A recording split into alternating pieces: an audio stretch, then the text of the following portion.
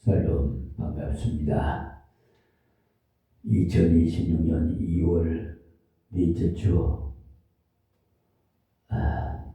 주일 새벽 기도 시간, 우리에게 주신 말씀 요한복음 강의 설교로 6장 1절에서부터 13절 말씀을 봉독해 드리고 한 절 한 절 강론해 드리겠습니다.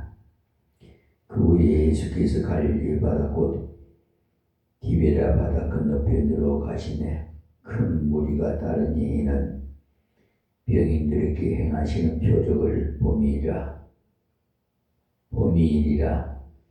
예수께서 산에 오르사 제자들과 함께 거기 앉으시니 마침 유대인의 명절인 유월절이 가까운지라. 예수께서 눈을 들어 큰 무리가 자기에게로 오는 것을 보시고 빌립에게 이르시되 우리가 어디서 떡을 사서 이 사람들로 먹게 하겠느냐 하시니, 이렇게 말씀하시면 친히 어떻게 하실 것을 아시고 빌립을 시험코자 하시니라. 빌립이 대답하되 각 사람으로 조금씩 받게 할지라도 200데나리온의 떡이 부족하리이다. 제자 중 하나 곧 시몬 베드로의 형제 안드레가 예수께 여짜오되 여기 한 아이가 있어 보리떡 5개와 물고기 2마리를 가졌나이다. 그러나 그것이 많은 사람에게 얼마나 되겠사옵나이까? 예수께서 가라사대 이 사람들로 앉게 하라 하신데 그곳에 잔디가 많은지라. 사람들이 앉으니 수요가 5,000중 되더라. 예수께서 떡을 가져 축사하신 후에 앉은 자들에게 나눠주시고 고기도 그렇게 저희의 원대로 주시다. 저희가 배부른 후에 예수께서 제자들에게 이르시되 남은 조각을 거두고 버리는 것이 없게 하라 하심으로 이에 거두니 보리떡 5개로 먹고 남은 조각이 12바구니에 찼더라. 아멘. 지금 세상에서는 가장 문제가 되고 있는 것이요, 이슈가 뭐냐면은 특별히 우리 한국은요, 이 99년에 들어오면서 많은 소용돌이를 겪어왔고, 그래서 사람들이 생각에 경제가 문제라고 다들 합니다. 경제 문제는 모든 문제를 풀어갈 수 있는 문제라고 하죠. 국가에서도 경제 문제를 제일 중요한 문제로 생각하고 있죠. 특히 우리나라 같은 경우에는 무역으로 우리 먹고 살고 있잖아요. 경제도 중요하지만 국방도 제1로 중요합니다. 그런데 성경은 우리에게 무엇이라고 말씀하고 있느냐면요, 예수님께서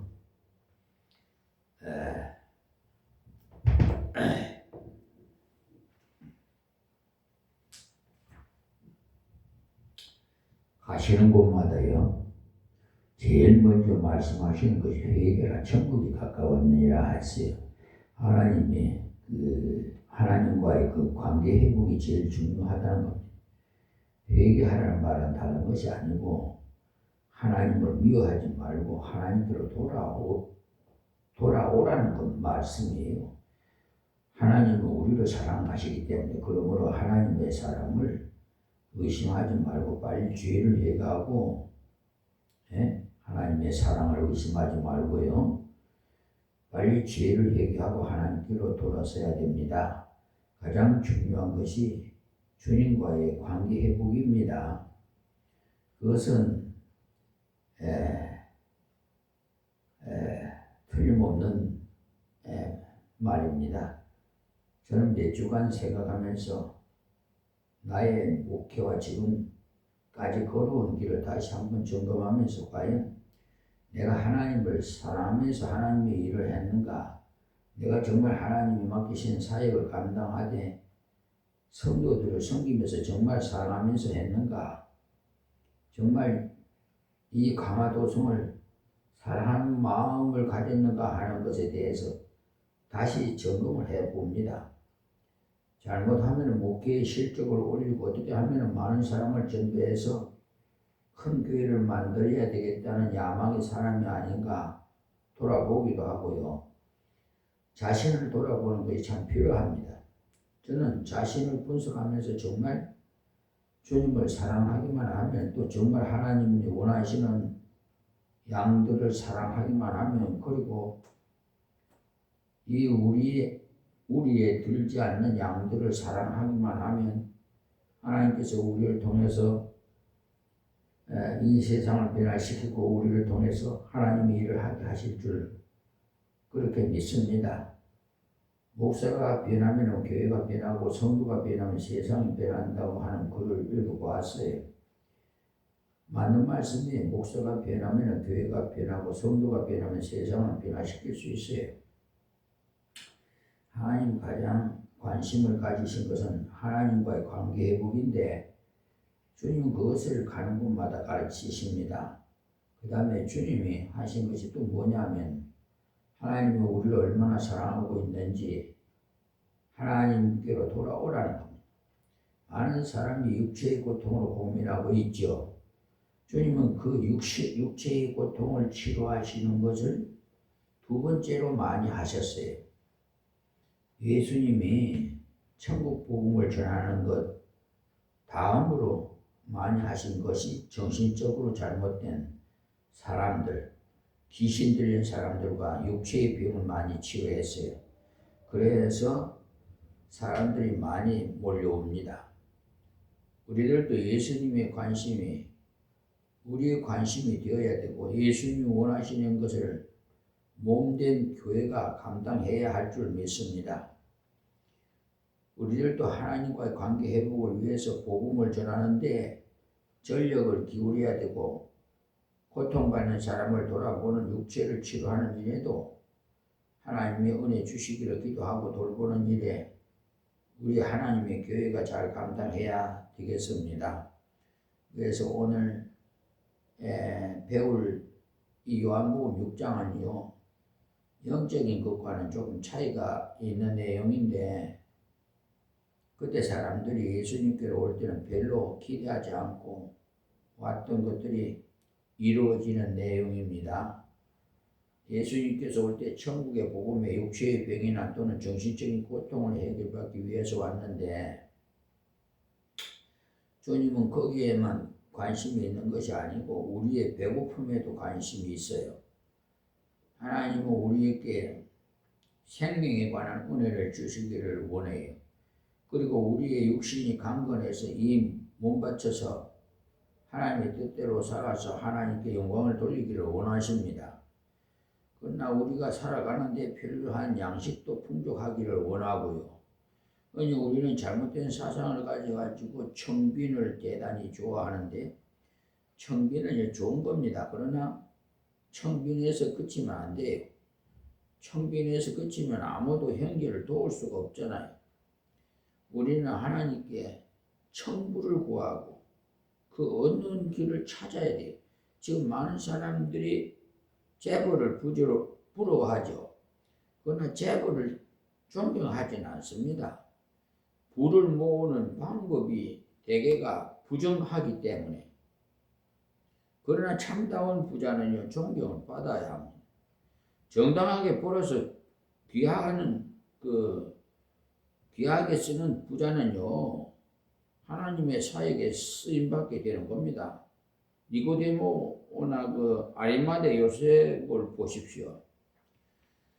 오늘 예수님께로 몰려왔던 많은 사람들은요 그의 말씀을 듣고 병 고치는 사람들을 보는 것도 목적으로 왔어요. 아침부터 저녁까지 계속 설교를 듣고 병 고치는 일에 환호를 보내고 그러나 시간이 지나니까 배가 고프기 시작하죠. 아무도 배고픔을 면할 수 없습니다. 저는 배고픔의 비에는 좀처럼 그거 볼 수가 있었는데, 군에, 가서, 뭐, 3일 동안 한 끼 밥을 2숟가락 정도 먹을 때도 있었어요. 정말, 배고픔에는요, 그 어느 누구도, 참, 참기가 힘듭니다. 정말 하나님의 은혜가 아니면, 저 상상도 못했어요. 53세에 그것도 40일 금식 기도 시키시는데, 아니 하나님 시키시는 걸 해야지. 죽으면 죽으리라 하고 해야지. 저는 못하겠습니다 하면 되겠습니까? 그래, 정말 저 오살리 체자실 금식 기도원에 하나님께서 인도해 주 그 40일 동안 저 꿈 같아요. 어떻게 80일 동안, 그러니까 40일은 보식을 하고요. 죽을 먹고 그렇게 80일 있다가 하산을 했는데요. 하여튼 지나가 보니까요, 꿈 같아요. 다시 돌아가라고 그래. 참 왔던 길을 돌아가라고 그래. 전 자신이 없어요. 어쨌든 그 정도로 강한 훈련을 연단을 받고 여기까지 왔습니다. 하나님 은혜로. 자, 1절 말씀드리겠습니다. 그 후에 예수께서 갈릴리 바다 곧 디베라 바다 건너편으로 가시며 했는데, 이 말씀은 이 부분만 읽어서는 이해가 잘 안 돼요. 앞에서 유대에 있던 이야기가 쭉 나오다가 갑자기 갈릴리 이야기가 나오고, 마가복음 6장을 읽어보시면 예수님께 그때 제자들을 보내서 전도하고, 예수님도 같이 열심히 전도하고 병을 고치니까 사람들이 얼마나 많이 몰려왔던지 너무너무 바빠서 식사할 겨를도 없으시더라고 했어요. 저도 이 새벽에 나오기 전에 또 어제도 그렇고 문서 작성하느라고 또 또 오늘 또 말씀도 준비하느라고 하여튼 눈코뜰 새 없이 바쁩니다. 어제 1시경에, 그러니까 새벽 1시에 잠자리에 누웠으니까 뭐 어쨌든 바빠야 좋은 것 같아요. 뭐 다른 생각할 겨를도 없어요. 난 그럴 때 군대 같은 생각이네. 군대 신병 교육대 가면은, 여러분 군에 갔다 오신 분은 진짜 사나이요. 진짜 사나이 노래도 있잖아요. 어쨌든 눈코뜰 새 없이 막 잡아 돌리는데 얼굴이 뚱뚱 붓고요. 아유, 부모님이 면회 한번 왔었는데 훈련소 있을 때 깜짝 놀래. 내 아들이 아닌 것 같다고. 얼굴이 그냥 뚱뚱 푸가고 그냥 훈련에 연단을 받느라고 뭐 정신없죠. 뭐 머리를 빡빡 하고. 야, 신병 교육대에서 정말.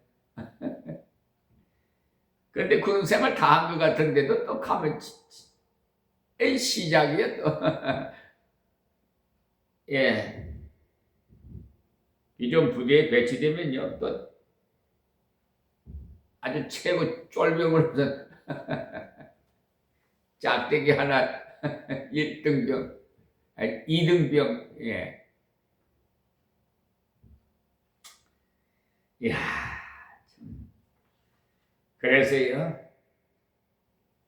예, 제가 이 바쁠 시간에도 하나님께서 인도해 주시고 이렇게 거룩한 일도 이렇게 절제할 줄도 알게 하고 다치는 대로 하다가 보면 지속적으로 할 수도 없습니다. 어떤 선교사는요, 방글라데시에서 배고픈 사람이 너무 많은 것을 보고 그들을 먹이는 일에만 전념을 하다가 나중에는 자신이 굶어서 엎어져 돌아왔습니다.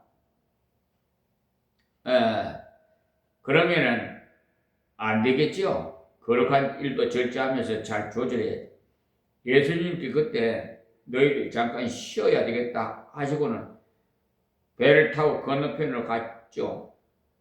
오늘 여기 건너편으로 가신 것이 나오는데 갈릴리 바다 이쪽에서 일을 하시다가 배를 타고 갈릴리 바다 저쪽 건너편 베세다라는 곳에 갔다 이 말입니다. 원래 갈 때 목적은 제자들을 휴식시키고 예수님 자신도 좀 쉬기 위함이었었는데 오늘 본문 말씀의 배경에 그 디베라 바다는요, 갈릴리 호수가에 있는 디베라라는 도시를 끼고 있는 호수입니다. 디베리우스 황제 이름을 따가지고 로마 정부가 세웠던 도시인데 지금도 있어요. 가버나움과 디베라가 가장 큰 도시여서 호수 이름을 도시 이름으로 따서 붙였어요. 예수님을 쉬려고 갔는데 마가복음에 보니까 사람들이 배를 타지 않고 도보로 뛰어서 먼저 가버렸어요. 주님은 그때 그들을 저버릴 수가 없어서 다시 말씀을 가르치시고 또 비행자들을 돌아보셨어요. 자, 2절 말씀에 큰 무리가 따른 이는 병인들에게 행하시는 표적을 봄이라. 이때 사람들이 온 목적은요, 떡 먹으러 온 것이 아니고 병 고치는 것을 보려고 왔어요. 지금도 이런 이적들이 일어나는 곳에는 믿든지 안 믿든지 많은 사람들이 몰려와서 구경하러 와요. 우리나라 교회도요, 비약적인 능력이 이렇게 나타나기 위해서는요, 그런 원사도 나타날 수 있도록 기도하는 것은 합당한 겁니다. 미국의 오랄 로버츠 같은 사람은 그가 폐병에 걸렸다가 나와서 하나님 은혜로 은사를 받았는데 그가 가장 많이 사용한 말씀이 내 영혼이 잘된 같이 범사가 잘되고 강건하기를 원하노라는 말씀입니다. 우리 한국의 어떤 목사님이 그분이 그것을 읽고 너무나 감동을 받아서 그것으로 한국에서도 역시 그런 일을 많이 했어요. 오랄 로버츠는요, 어떤 때 세계에서 제일 큰 천막을 치고 집회를 했는데 집회가 끝나면은 목발과 휠체어가 트럭으로 2대씩 실려 나갔답니다. 엄청난 사람들이 와서 고침을 받아. 그래서 오랄 로버츠 대학까지 세워 놓았는데 그때나 지금이나 치료하시는 하나님의 역사는 안 믿는 사람이 죽게는 나오는데 중요한 통로가 돼요. 하나님의 교회 안에서 그런 갖가지 다양한 은사가 역사할 때 더 큰 하나님의 부흥의 역사를 주실 줄 믿습니다. 우리가 그것을 사모해야 돼. 오늘 예수님께서 그런 것을 중심으로 교훈을 하신 것이 아닙니다. 자, 3절 4절 말씀에 예수께서 산에 오르사 제자들과 함께 거기 앉으시니 마침 유대인이 명절이 가까운지라 6월절이 가까워오고 있었어요. 4월 중순쯤 되죠. 유대인들에게는 그때가 가장 배고픔이 심할 때이기 때문에 우리나라도 옛날에 보릿고개가 있었던 바로 그때입니다. 특히 유대 나라는 벼농사를 짓는 곳이 아니고 밀과 보리를 재배하는 나라이기 때문에 이때가 가장 생활이 어려운 때예요. 그때 많은 사람들이 6월절 지키려고 예루살렘으로 가다가 가는 길에 예수님이 이적을 행한다고 하니까 거기에 가가지고 한번 보고 은혜를 받고 예루살렘으로 가고자 엄청난 사람들이 몰려왔어요. 자, 5절 말씀에 예수께서 눈을 들어 무리가 자기에게로 오는 것을 보시고 빌립에게 이르시되 우리가 어디서 떡을 사서 사람들로 먹게 하겠느냐 하시니, 여기에는 이렇게 기록되어 있지만 다른 복음서에는요, 예수님께서 그때 무리가 오는 것을 보고 당장 빌립에게 이런 말을 하신 것이 아니고 많은 말씀을 가르쳤어요. 요한복음 다른 복음서에 없는 것을 보충했기 때문에 이렇게 특징적인 것만 많이 기록했다고 볼 수가 있습니다. 종일토록 가르치고 저녁때가 다 되었는데 제자들이 설명없이 걱정이 되었어요. 그렇게 많은 사람들이 아침부터 저녁까지 말씀을 듣느라고 굶고 있는데 예수님께서 자꾸 더 말씀하시면 어떻게 하는가 하는 것이었죠. 그래서 예수님께 와서 예수님 우리를 흩어 보내서 각 동네에 가가지고 각자 사 먹게 하는 것이 어떻겠습니까 했습니다. 그럴 때 군중들이 종일토록 설교를 들었기 때문에 모두가 배가 고팠죠. 그 숫자가 가히 천문학적이었어요. 그때 당시로는 굉장한 숫자였죠. 5천 명이라고 했지만은 어른 남자만 5천 명이기 때문에요. 여자와 어린 아이를 합하면 아마 2만 명이 상회하는 숫자가 될 겁니다. 제자들이 걱정을 하는 것이 당연하죠. 그러나 사실 제자들이 예수님의 능력의 주님인 것을 조금만 생각했더라면 아마 프로그램이 다르게 진행됐을 거예요. 여기 이들은 구약에서 이스라엘 백성들이 홍해를 건널 때 하나님께서 큰 능력으로 건너게 하셨는데, 건너고 난 다음에 한 달 반쯤 뒤에 양식이 떨어지니까 유대인들이 불평하기 시작했어요. 그럴 때 하나님이 만나를 내려주었던 일을 다 아는 사람들이었는데, 그렇다면 이때도 주님께 이 문제를 가지고 와서 주여 우리의 생활 문제도 우리의 먹는 문제도 우리의 능력으로 해결해 주십시오 했었어야 하는데, 무리를 흩어 보내서 각자 사먹게 하고자 하니까 예수님께 그때 제자 중에 빌립을 불러서 빌립아 우리가 어디서 떡을 사서 이 사람들을 먹게 하겠느냐고 했죠. 이때 왜 빌립을 불렀겠어요? 빌립이 바로 베세다 사람이기 때문에 1장에 보시면 빌립이 베세다 사람이라고 나와 있어요. 여기서도 어디서라는 말을 강조합니다. 빌립이 그 지방 사람임으로써 그 지방에 대해서 제일 잘 알기 때문에 어디서 떡을 사서 먹이겠느냐고 물었던 겁니다. 이때 빌립이 믿음이 좋았더라면 주님 어디서 살 수 있겠습니까? 주님이 해결을 하셔야 되겠습니다 하고 나와야 마땅한데, 그러나 빌립은 어디서 떡을 사서 라고 하니까 어디서 문제가 아니고 돈이 문제라는 것입니다. 사실 돈이 있어도 살 수가 없는데 그때 당시에는요 빵을 만드는 메이커가 없었어요. 그런데 이 100데나리온이 들 것이라고 계산을 해놨는데 6절 볼까요? 이렇게 말씀하신 친히 어떻게 하실 것을 아시고 빌립을 시험코자 하심이라. 주님께서 다 준비하고 계셨어요. 준비를 하셨지만은 빌립이 주님의 그 능력, 주님의 사랑을 옆에서 봤으니까 그것을 읽을 수 있을 것인가 시험코자 하셨습니다. 다른 번역에는요 증거코자라고 되어 있어요.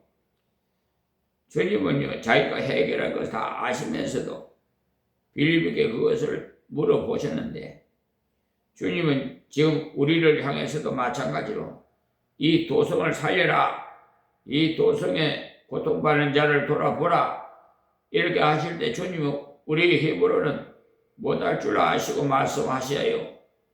그러나 주님의 심정을 알아야 주님께서 가지고 오면 그 문제를 주님이 해결하십니다. 그런데 이때 빌립은 그것을 전혀 깨닫지 못하고 그러니까 얼른 계산을 한 것이, 머리는 상당히 좋았던 모양이에요. 요사이로 말하면 전자계산기를 두들겨 봤던 모양이에요. 7절에 빌립이 대답하되 각 사람이 조금씩 받게 할지라도 200데나리온이 떡이 부족하리이다 하고, 한 데나리온이 노동자 한 사람이 그 일당입니다. 포도원에 가 하루 종일 일을 하면 한 데나리온을 줘요. 지금으로 말하면 한 5만 원이나 10만 원 정도 될까? 5만 원이라고 가정할 때 200데나리온 우리 돈으로 환산해 보면 1,000만 원. 적은 돈이 아니겠죠. 그 돈이 지금 없어요. 그리고 계산하는데도 이 짜게 계산했기 때문에 이때 데나리온이 어찌 빵을 사와도 조금씩밖에 못 먹어요. 계산할 바에야 넉넉하게 계산해서 많은 사람이 실컷 먹도록 했더라면 좋았을 텐데, 항상 우리는요, 찌들게 살아왔던 우리 자신의 배경을 좀 버립시다.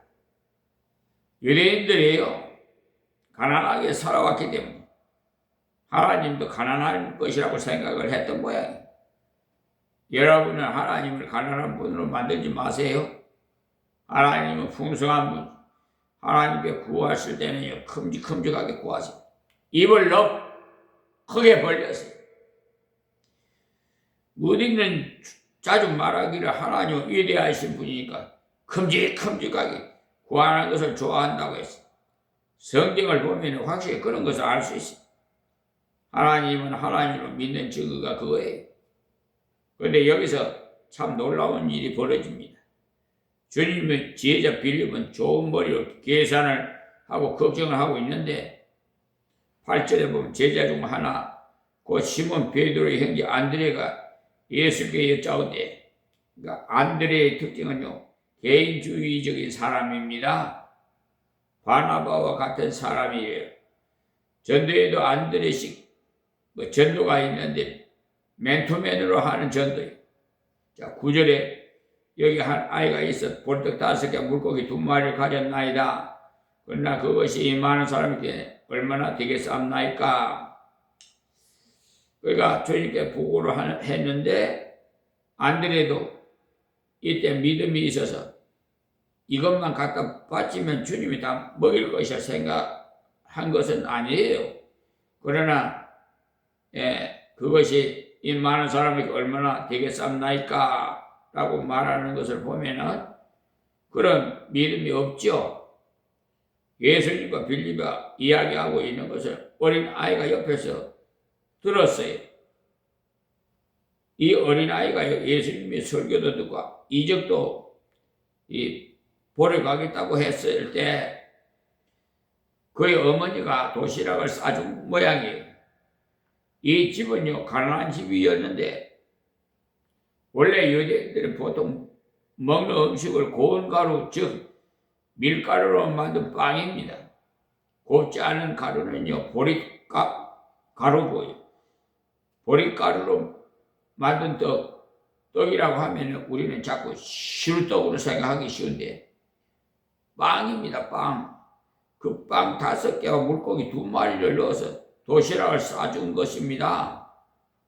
그런데 제일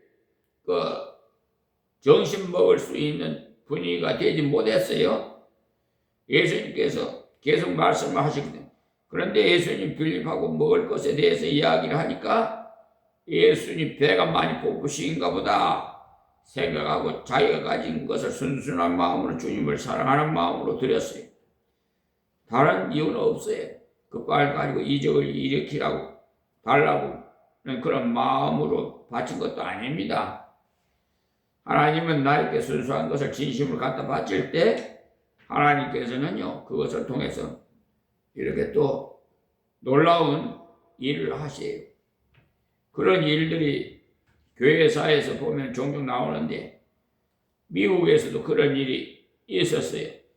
건물이 조그마한 어느 교회 주일학교에 어떤 한 아이가 9시에 시작되는 주일 학교에 5분 늦게 도착을 했는데, 아이들이 꽉 차서 들어갈 수가 없었답니다.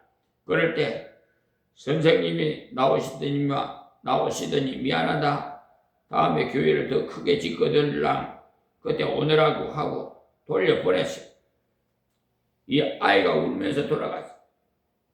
가서 자기가 모아두었던 돈을 가지고 왔어요.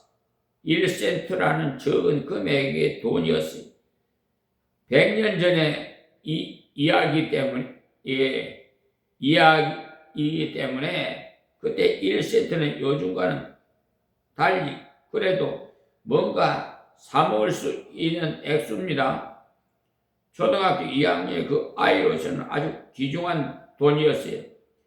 그 아이가 그 돈을 가지고 교회 목사님을 찾아가서는 목사님 제가 9시 5분에 왔더니 들어갈 수가 없었어요.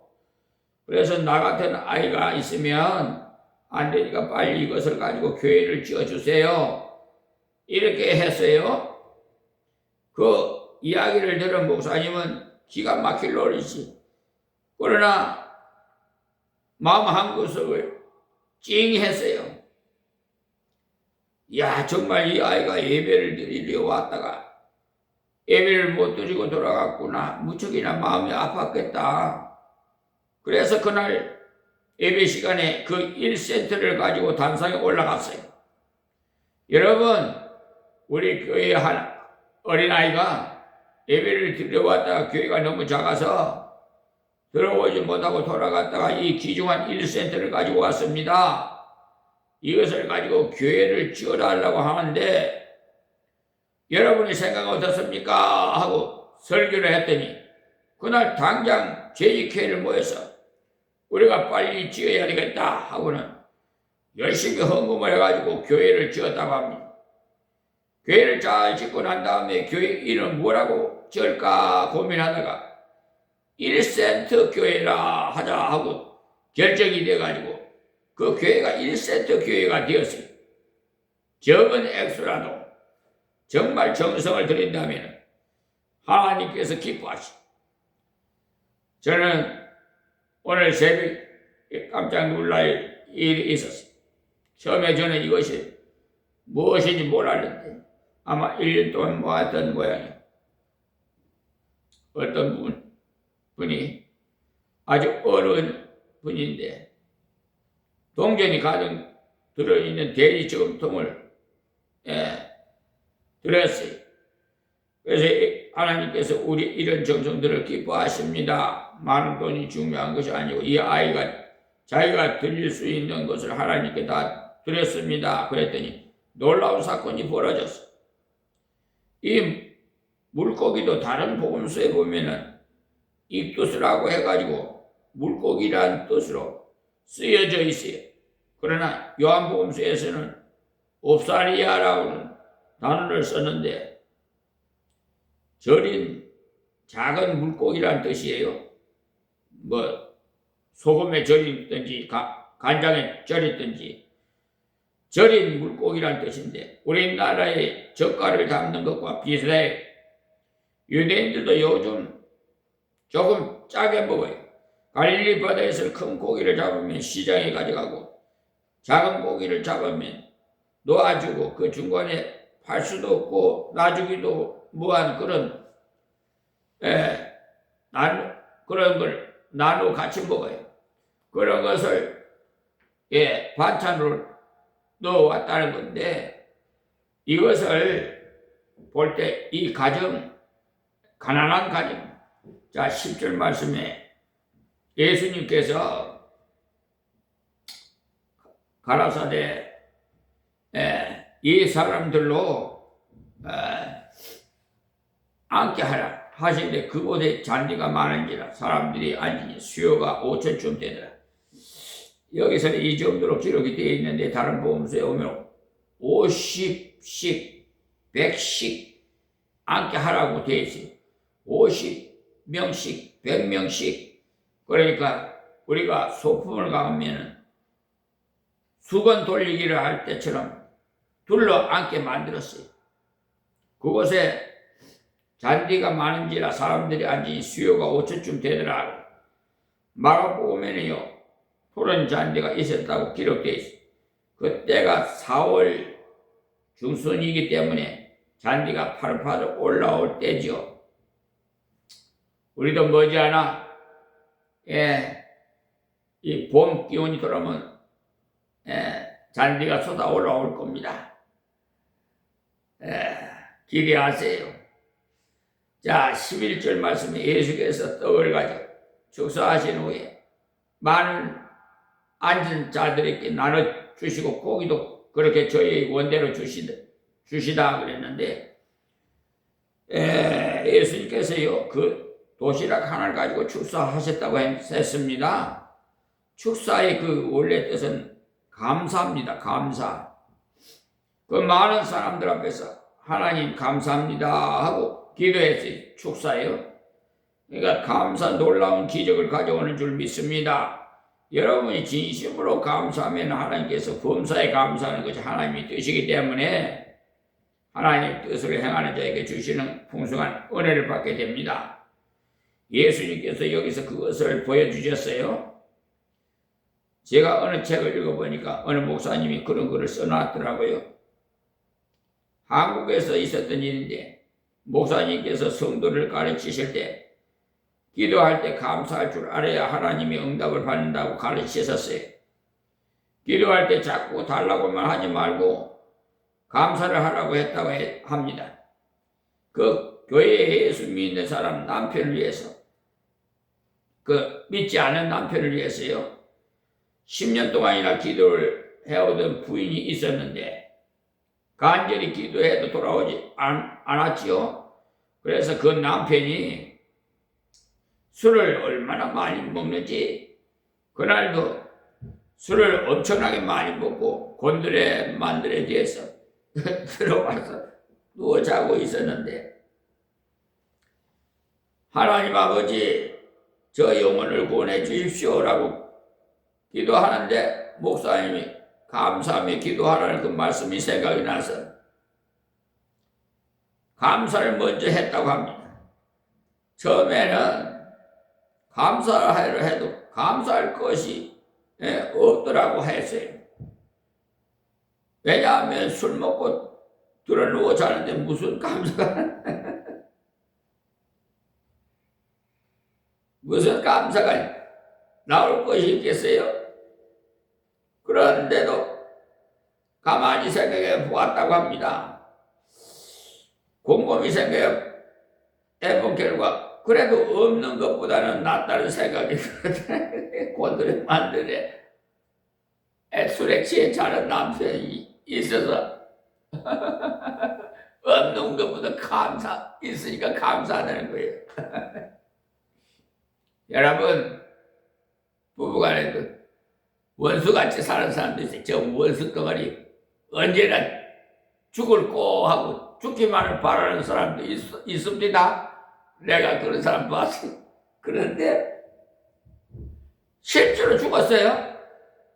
죽고 나니까 왜 그래요? 많이 슬퍼하고 우는지 참 내가 왜 살았을 생전에 남편 살았을 때 내가 그렇게 생각을 했는가 하면서 통곡을 하고 울어제치는데 여러분 그런 사람 되지 마세요. 남편을 주같이 섬기라고 했잖아요. 미워나 고운한 내 남편이잖아요. 하나님이 주신 내 남편에게 감사해. 곤드레 만드레 되더라도 감사하세요.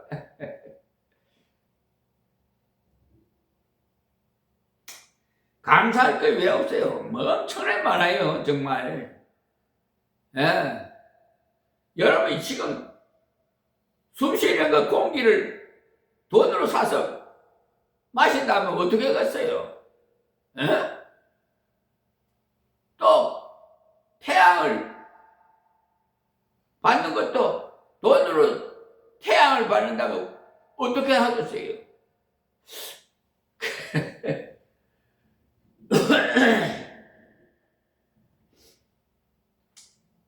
감사하는 자에게요 감사복이 넘쳐요. 은혜 받아본 사람이 은혜를 잘 받아요. 예? 고기도 먹어본 사람이 고기 잘 먹어요. 이제 이해가 됩니까? 그래서 여보 뭐 좋은 일이 있어 하고 남편이 물었답니다. 그래서 좋은 일이 있는 것이 아니고 오늘은 좋은 일이 생길 것 같아서 하나님께 감사하고 기도하고 있습니다. 뭐가 감사한데? 목사님이 감사하며 기도해야 은혜를 준다고 하시기에 내가 당신에 대해서 무엇을 감사해야 될 것인가 생각하다가 보니까 안 계신 것보다는 그래도 내 곁에 계신 것이 감사하고 집까지 오는데 다치지 않고 무사히 온 것을 생각하니 감사.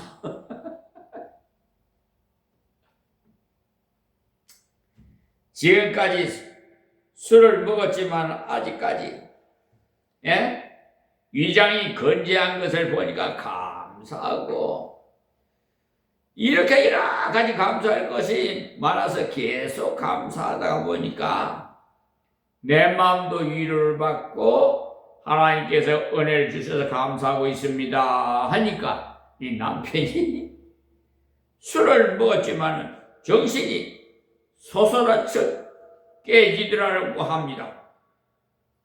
그래서 내가 이런 하나님을 믿지 않으면 벌을 받을 것이다 하면서 다음 주일부터는 교회에 가겠다고 약속을 했다고 합니다. 정말 그 다음 주일부터 교회에 나오고 예수를 믿었다고 합니다. 그 부인이 10년 동안 기도해도 안 들어주시던 기도 응답이 감사함으로 기도할 때 급속히 이루어졌다고 간증을 했답니다. 인간적으로 볼 때 그 많은 사람 앞에 보리떡 5개 물고기 2마리를 두고 기도한다는 것은 주님도 육신을 입고 오신 몸이기 때문에 전능하신 능력의 하나님을 생각지 않았다면 너무나 비참한 생각이 들었을 겁니다. 그런데도 불구하고 믿음으로 기도했을 때 하나님은 그를 통해서 진정한 기적을 주셨어요. 고기도 그렇게 저희의 원대로 주시다 그렇습니다. 하나님은 감사하면서 나의 것을 하나님께 온전히 드릴 때 그것을 가지고 원대로 주십니다. 이것은 자기 혼자 먹었을 것 같으면 자기 혼자로서는 원대로 먹을 수 있는 양이 되지 않습니다. 보리떡 5개 물고기 2마리 가지고 아침부터 굶는 사람이 먹었다 한데 얼마나 배를 채울 수 있겠어요. 그런데 하나님께 드렸더니 그것을 가지고 그리스도께 갔더니 내게 돌아올 때는 원대로 주셨어. 풍성한 은혜를 받는 비결은 나의 가진 것을 하나님 뜻대로 드리는 겁니다. 그럴 때 하나님께서 내게 원대로 주시고 그것을 통해서 다른 사람도 원대로 채우고 여러분 우리는 그저 나 혼자 먹고 살다가 가난 평범한 삶을 살고 이 세상 거치지 마시고 주님께 드려서 많은 사람을 부욕해 하는 삶을 사시기 바라요. 자 12절 말씀입니다. 저희가 배부른 후에 예수께서 제자들에게 이르시되 남은 조각을 거두고 버리는 것이 없게 하라 하심으로 그러니까 인간적으로 생각하면 보리떡 5개 물고기 2마리로 5,000명을 먹을 수 있는데 그 남은 찌꺼기 정도야 버리면 어떻겠어요? 그러나 주님께서는 하나님께서 주신 것은 부스럭이라도 귀한 것이라고 말씀하시고 다 거두라고 명했어요. 제자들이 가서 거두었더니 제자들이 몇 명이냐 하면 12명이 각각 바구니를 가지고 가서 거두었더니 전부 한 바구니씩 가득 채워왔어. 나누는 일에 참여했던 제자들은 거두는 일에도 다 같은 은혜를 체험하게 됐다 이 말씀입니다. 우리가 함께 나누는 자가 될 때 하나님께서 거두는데도 가득히 채워줄 줄 믿습니다. 할렐루야. 이것은 앞으로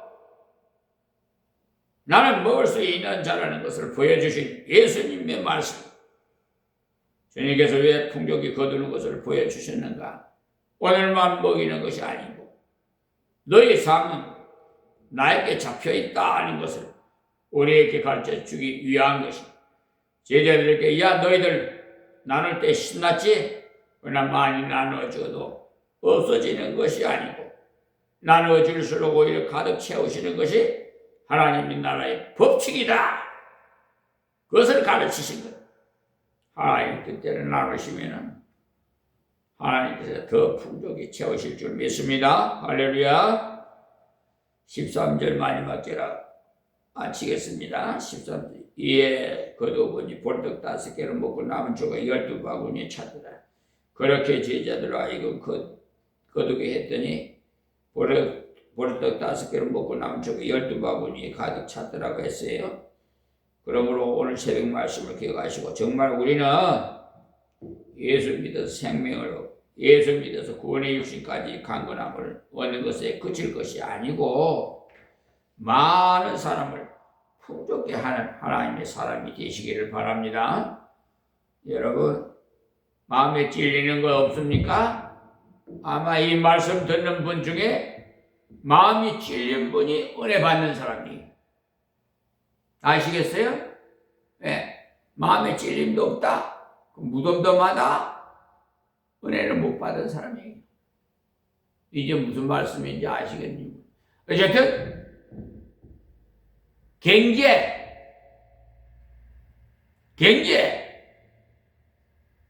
이거는 근검 전략합시다. 할렐루야. 네. 하나님 만드신 이 만물을 자연 환경을 오염시키지 마시고 공해를 이 오염을 시키지 말고 맑은 청명한 이 공기를 마실 수 있도록 우리 세계 모든 83억 인구가 다 힘쓰면 좋겠습니다. 이기주의자가 없었으면 좋겠어요. 이타주의로 다 변했으면 좋겠어요. 서로 나눠주고 사랑합시다. 할렐루야. 찬송. 자, 우리 찬송 357장 드리고 마치겠습니다.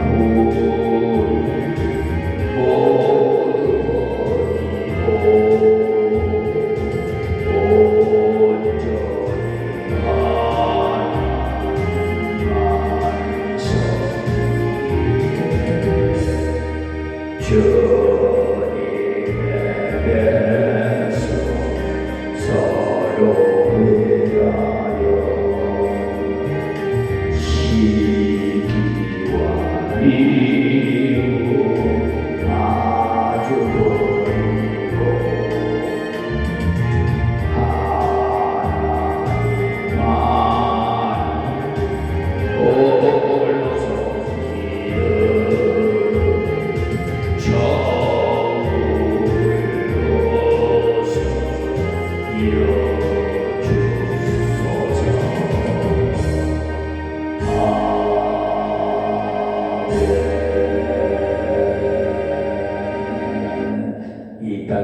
천국 같은 삶을 사시길 바랍니다. 할렐루야.